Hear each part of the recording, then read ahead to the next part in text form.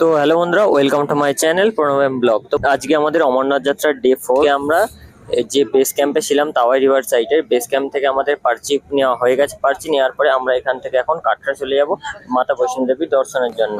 কারণ আমাদের রেজিস্ট্রেশনের ডেট দেওয়া হয়েছে 7 তারিখ, তো সেই কারণে আমরা সাইট সিনগুলো করে নেবো। যেমন আমরা প্রথমে কাটরা গিয়ে কাটরার যে মাতা বৈষ্ণো দেবীর মন্দির আছে সেটা দেখে নেব।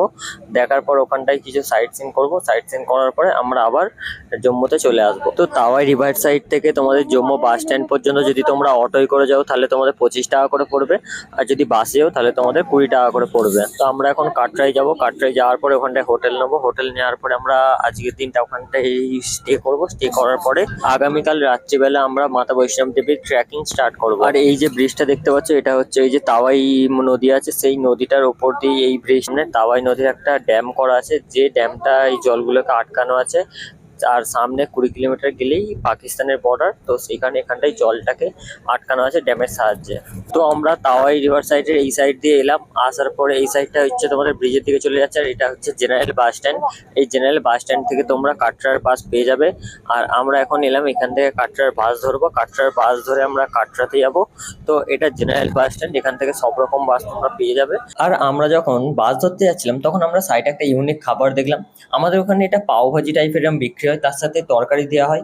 কিন্তু এখানটায় দেখলাম যে পাউরুটির সাথে সোয়াবিনের টিক্কা টাইপের কিছু দিচ্ছিল, কিন্তু এটা টেস্ট খুবই সুন্দর ছিল। যদি তোমরা কেউ এই খাবারটার নাম জেনে থাকো তাহলে একটু কমেন্টে জানিয়ে দিও। তো আমরা কাটরার বাস স্ট্যান্ড থেকে বাস ধরিনি, আমরা কাটরা বাস স্ট্যান্ড থেকে কিছুটা এগিয়ে গিয়ে হাইওয়েতে গিয়ে আমরা বাস ধরেছিলাম। তো ওখান থেকে বাস তাড়াতাড়ি ছাড়ে, কিন্তু কাটরার যে বাস স্ট্যান্ড আছে বাস স্ট্যান্ড থেকে তাড়াতাড়ি বাস ছাড়ে না।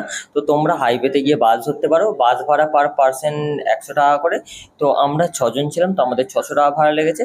আর তোমরা দেখতে পারো ওখানটায় 70-80 টাকারও বাস পাওয়া যায়। আর যদি এসি নাও এসিতে 100 টাকা করেই নেবে। আর আজকের ভিডিওতে পাহাড়ের ভিউ খুবই সুন্দর আছে, তো তোমরা অবশ্যই ভিডিওটা পুরো প্রথম থেকে শুরু করে লাস্ট পর্যন্ত দেখবে।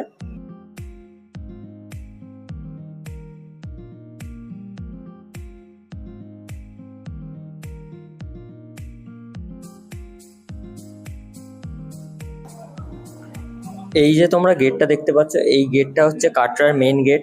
তো এই গেটটা থেকেই তোমাদের এন্ট্রি নিতে হবে। আর কাটরার সাইডে যে পাহাড়টা আছে সেই পাহাড়ের ভিউগুলো খুবই সুন্দর লাগছিল, তো তোমরাও ভিউগুলো এনজয় করো।